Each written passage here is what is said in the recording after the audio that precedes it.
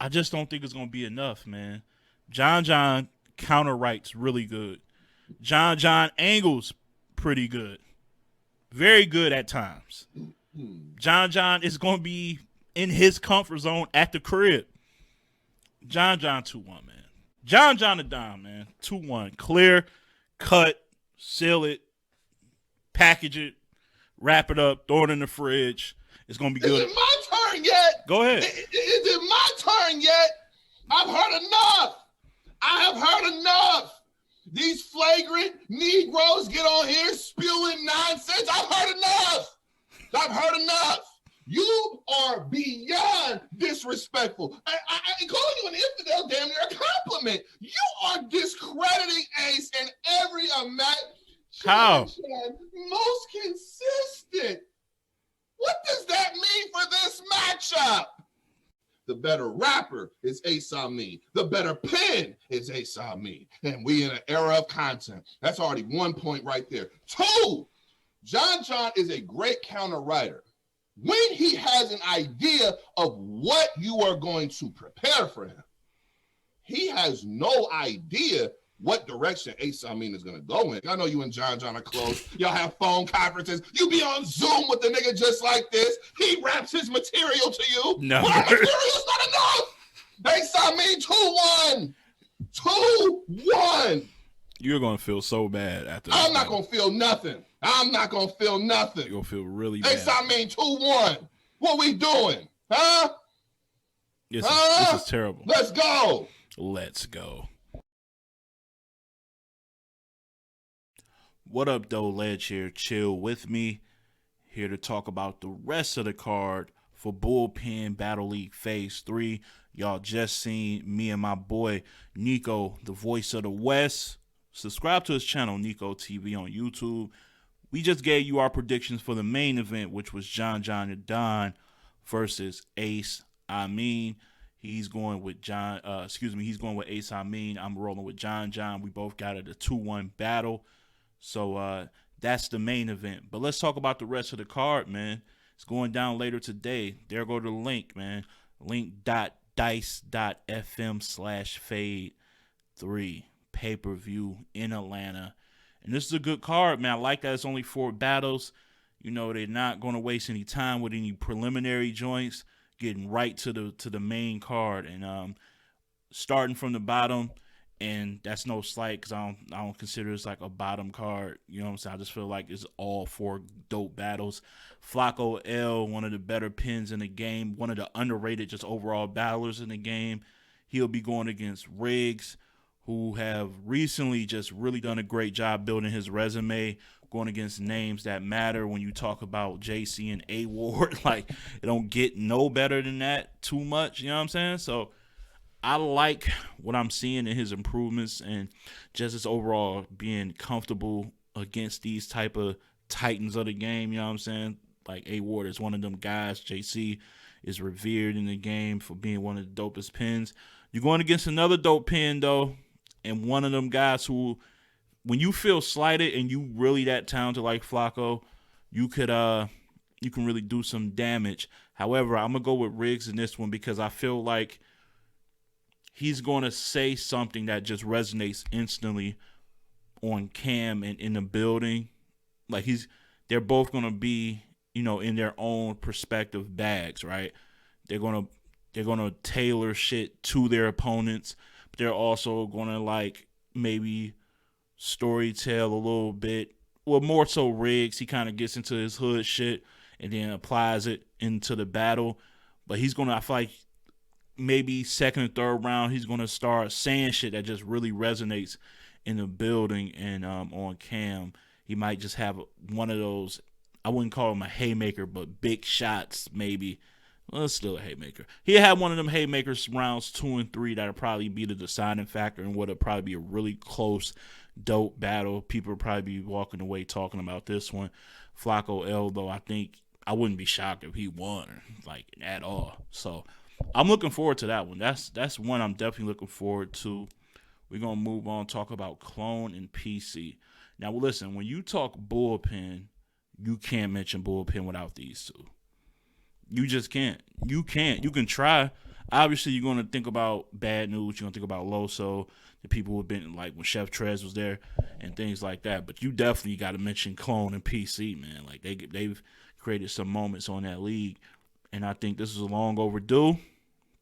Since Clone's been back, he's been cooking. King of the Dot. He showed how good he could be against different styles and things of that nature, whether it was Carter Deems or his battle in the non-tournament setting on like basically their finale, one of the cards of the year so far. He was a part of that, and he went against Mac Myron. And people really talk about his third being crazy, and it was. So I gotta show love to that, and I just feel like he's been improving really, really, really rapidly since he's been out. You know what I'm saying? And PC, he's one of the guys who's shown that you can be away from the game for a minute, but you can come back and not be rusty. You know how to update your material. And I feel like PC shown like, yo, I know y'all probably thinking I'm about to be on some old back in the day 2012 punches. No, 2014, 16. No, I've been watching. And he came back, man. He was putting on the show. So I believe he went against Deuce on King of the Dot.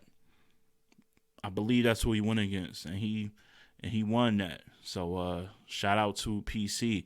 However, I'm gonna go with Clone because I still stick to my old. Maybe I'm just old school and traditional, but I just got to go with the battle who's been more active and acclimated, as opposed to somebody who's been away for a minute. Not saying that PC is going to like level down from his recent performance.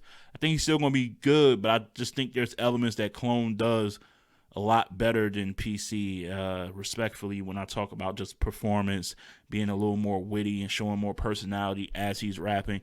I think that's going to tell the tale on this one. So another dope battle. I said GOAT. Another dope battle. Yeah, man. I think they're going to be 2 for 2. 3 for 3 when I talk Bad News versus Snake Eyes.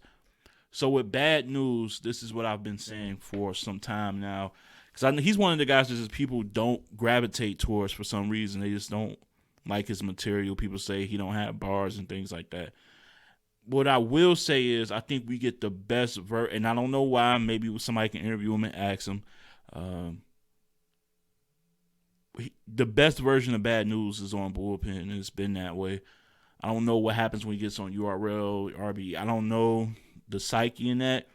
But when John gives Bad News a real opponent, a guy who got a name to him, he shows up, whether it was Rock or whether it was Chess. He showed up, and I was like, damn, I ain't never heard. I remember Calico in the background when Bad News landed a shot versus Rock.